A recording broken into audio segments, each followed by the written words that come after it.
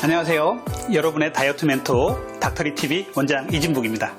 오늘은요, 여성 다이어트 시 이것은 주의하세요 라는 주제로 찾아뵈었습니다. 여성분들 다이어트 할 때는 남성분들하고 분명히 다른 부분이 있죠. 그래서 이런 여성분들이 다이어트 할 때는 과연 어떤 부분을 제일 중요하게 생각하셔야 될까요? 오늘은 이런 부분에 대해서 닥터리가 자세하게 설명드리겠습니다. 언제나 구독과 추천 눌러주시는 분들 정말 감사드립니다. 오늘도 좋은 내용으로 준비했으니까요. 끝까지 잘 봐주시고요. 구독과 추천, 알림 설정 부탁드릴게요. 그리고 궁금하신 점은요, 댓글로 달아주시면 제가 꼭 답글 드리겠습니다. 저희 병원에 오셔서 다이어트와 비만 치료를 하시고 난 분들한테 제가 가장 많이 칭찬하시는 분들의 유형이 있습니다. 어떤 분들이냐면요, 체중이 5kg가 빠졌어요. 그러면 체지방만 5kg가 빠지고 근육이 하나도 안 빠진 분들이 가장 훌륭하게 다이어트를 하신 분들입니다. 우리가 목표하는 바는 지방이죠. 지방을 빼는 겁니다. 그런데 근육이 빠지면 안 됩니다. 우리가 근육은 재산이고 지방은 부채입니다. 그렇기 때문에 우리의 목표는 지방을 빼기 위해서 다이어트를 하고 비만 클리닉을 찾는 것인데, 환자분들이 다이어트를 해서 5kg가 빠졌는데 근육이 3kg가 빠지고 지방은 1kg밖에 안 빠졌어요. 이렇게 되시는 분도 간혹 계세요. 특히 여성분들의 다이어트, 젊은 여성분들, 중년 여성분들, 폐경기 이후 여성분들 하고 없이 모두가 다 여성분들은 이 근육에 상당히 집중을 하셔야 됩니다. 다이어트 하다가 근육을 잃으시면요, 정말 건강에 치명적이에요. 다이어트 하실 때 이 근육을 어떻게 하면 잘 유지하시고 다이어트를 성공적으로 이끌 수 있는지에 대해서 오늘 닥터리가 말씀을 드리겠습니다. 한 분의 우리가 예를 한번 보여드릴게요. 자, 이분의 체성분 표를 보면서 여러분들이 문제로 생각하시는 게 무엇이 있을까요? 한번 보십시오. 이분이 이제 체지방량, 체지방률, 그리고 근육량, 그리고 복부 비만도, 그리고 BMI하고 체지방량을 비교해 놓은 것들을 이제 보여드릴 거예요. 자, 이분은요, 30대 중반 여성으로 평소에 빵, 밥, 면 등의 탄수화물을 상당히 좋아하신 분이고요. 다이어트 시에는 주로 굶는 다이어트를 위주로 하셨던 분이에요. 처음에 저희 병원에 찾아오셔서 이렇게 체성분 검사를 했는데 놀랍게 이렇게 나온 겁니다. 자, 이분의 체성분을 보면서 우리가 느끼는 것은 무엇입니까? 오셨는데 체중은 그렇게 많이 나가는 분이 아니세요. 우리가 BMI는요, 키와 몸무게를 갖고서 구합니다. 단적으로 얘기하자면 외견상 보는 몸매라고 생각하시면 돼요. BMI는 그렇게 높지 않은 분이세요. 그런데 내용을 들어가 보면, 체성분의 내용을 들여다봤더니 체지방이 너무 많아요. 그리고 근육량이 너무 적어요. 이렇게 되면요, 우리가 지금이야 30대 중반이시니까 그래도 큰 무리 없이 사실 수 있지만, 이제 40대 중후반 넘어가고 폐경기 되고 이러면요, 골다공증부터 해서 여러 가지 근골격계 질환이 나타나기 쉽고요. 또 하나는 여러 가지 비만으로 인해서 복부 비만, 내장 비만으로 고생할 가능성이 상당히 크십니다. 우리가 근육이라는 것은요, 우리 몸을 지탱하는 하나의 재산입니다. 그렇기 때문에 근육을 잃으면서 다이어트를 하시는 건요, 정말 잘못된 방법이에요. 그러면 이런 분들은 주로 어떻게 다이어트를 했겠습니까? 주로 굶는 다이어트를 하시고 운동도 하나도 안 하시고 이런 분들이죠. 생각해 보시면 우리 현재 젊은 직장인들이 이렇지 않나 생각이 들어요. 그래서 젊은 여성분들 직장 다니시면서 일에 치이고 운동도 못하고 회식하면은 또 맛있는 케이크에 빵에 여러 가지 많이 드시잖아요. 그렇다 보면 결국은 이런 식의 다이어트 그래프가 나오는 겁니다. 그래서 저는 여러분들께, 젊은 여성분들께 찾아오시면 꼭 말씀을 드립니다. 근육량이 너무 작으신 분들한테는 근육량 너무 적습니다. 지금은 괜찮지만 나중에 너무 고생할 가능성이 있으니까 지금부터라도 이제 근육량을 잃지 않으면서 지방을 빼는 다이어트를 시작합시다 라고 말씀을 드립니다. 자, 복부 비만도를 한번 보세요. 복부 비만율 자체는 그렇게 높지는 않은 수치지만 내장 비만이 또 많습니다. 이게 왜 그러냐면요, 우리가 먹으면은요, 근육으로도 가고 뼈로도 가고 해야 되는데 근육이 너무 적어요. 그러면은 근육으로 가다가 이제 근육에서 이제 못 받아들이겠대. 그러면 다 지방으로 가는 거예요. 그러면 지방으로 축적을 하게 되죠.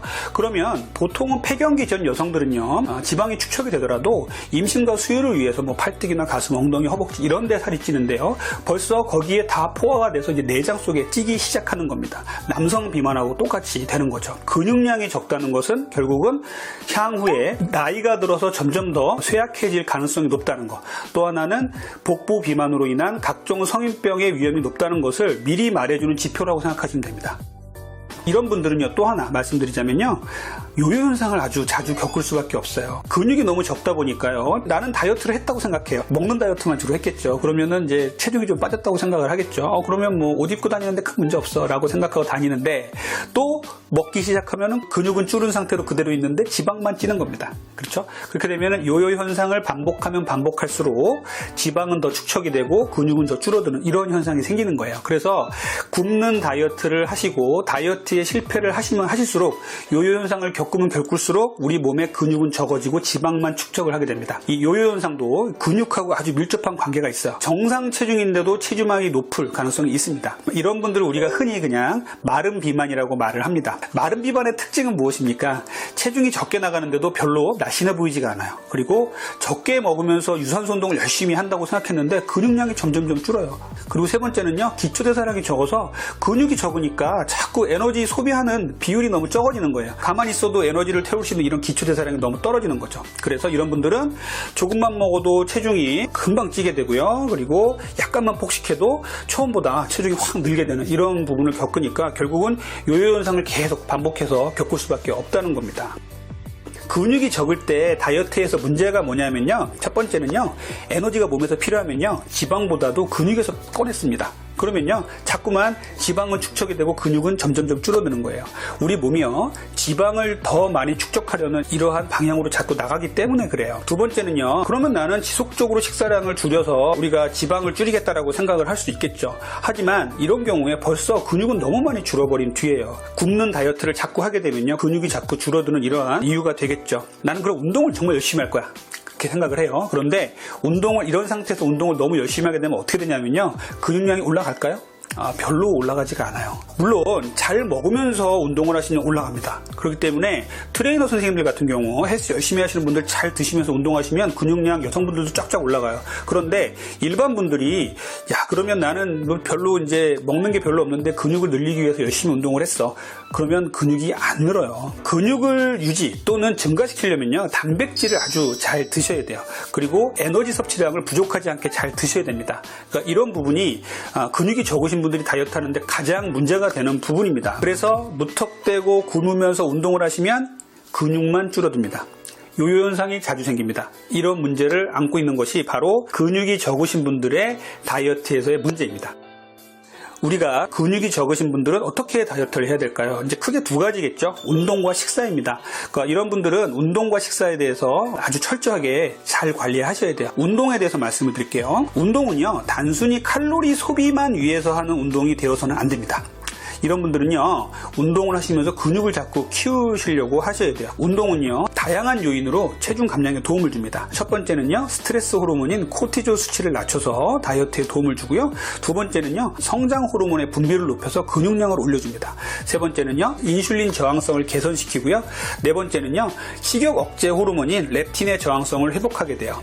그리고 다섯 번째는요, 숙면에 도움을 주고요. 그래서 이런 모든 것들이 운동을 하시면서 지방을 잘 쓰는 몸으로 만들어주게 됩니다. 근육이 적으신 분들, 지방이 많고 근육이 적으신 분, 이런 마른 비만 환자분들은요, 근력 운동도 상당히 중요합니다. 근력 운동 열심히 해주시고요. 그리고 유산소 운동도 해주시고요. 그 다음에 이후에 제가 말씀드리는 식사도 잘 챙겨 드셔야 돼요. 자, 식사에서는요, 단백질 섭취를 그러면 어떻게 늘릴 것이냐가 이제 관건이 되겠죠. 첫 번째는요, 정제 탄수화물을 줄이세요. 내가 섭취하는 전체적인 음식에서 탄수화물의 비율을 낮추셔야 됩니다. 그 중에서는 정제 탄수화물을 아주 배제를 시키셔야겠습니다. 좋은 탄수화물은 드시되 그 양이 많지는 않아야 됩니다. 두 번째는요, 단백질은 아주 충분히 드셔야 됩니다. 자, 단백질은 어떤 면에서 다이어트에 도움을 줍니까? 포만감이 빨리 찾아옵니다. 그래서 다이어트에 도움을 줘서 폭식을 예방하는 효과가 있고요. 이런 또 포만감이 한번 생기면 오래 지속되는 효과가 있어요. 자, 세 번째는요, 단백질을 많이 드시면요, 우리가 포만감이 지속이 되면 렙틴이 분비가 돼서 식욕이 뚝 떨어집니다. 이런 부분에서도 우리가 단백질 섭취가 중요하다고 볼 수가 있겠어요. 그리고 혈당을 낮게 유지시켜주고요. 그러다 보니까 인슐린 수치를 안정화시켜주고요. 우리 몸이 지방을 사용하게 도움을 줍니다. 근육이 적고 지방이 많으신 여성분들한테 다이어트를 하실 때는 꼭 운동과 식사 조절에서 이런 부분들을 강조한다는 것을 꼭 기억을 좀 해주세요. 그래서 양질의 단백질 위주의 식사를 하신다. 그리고 운동을 유산소 운동뿐만 아니라 근력 운동도 열심히 해주셔야 근육을 잃지 않는다. 이런 부분 꼭 지켜주시기 바랍니다. 자, 그러면요, 단백질이 많은 음식이 어떤 것들이 있을까요? 닭가슴살, 달걀, 그리고 수육의 고기 부분, 생선의 흰살 부분, 이런 부분들이 있겠습니다. 단백질 충분히 드셔야 돼요. 이런 단백질은 주로 우리가 음식을 통해서, 방금 말씀드린 닭가슴살이나 달걀 같은 이런 음식을 통해서 섭취를 하시는 게 제일 좋고요. 만약에 그런 부분이 여의치가 않다면 단백질 파우더, 단백질 바, 단백질 음료 같은 것들이 있죠. 그런 부분들을 충분히 이용을 해서 그러한 것들이 필요할 때 중간중간 드셔도 좋겠습니다. 자, 오늘은 여성분들이 다이어트 할 때 가장 주의하셔야 될 부분에 대해서 말씀드렸어요. 결론은 여성분들은요, 근육량이 적어지고 지방량이 많아지는 이런 부분을 상당히 주의하셔야 되고요. 이런 부분에 있어서 우리가 근육량을 잃지 않으면서 다이어트를 하시려면 결국은 근력운동, 유산소운동 열심히 하시면서 양질의 단백질을 잘 찾아서 드신다는 거, 이 부분에 대해서 잘 지켜주시기 바랍니다. 구독과 추천 부탁드리고요. 알림 설정 부탁드리겠습니다. 그리고 궁금하신 점은 댓글로 달아주시면 성심성의껏 댓글 올리겠습니다. 이상 건강한 다이어트를 지향하는 여러분의 다이어트 멘토 닥터리였습니다. 감사합니다.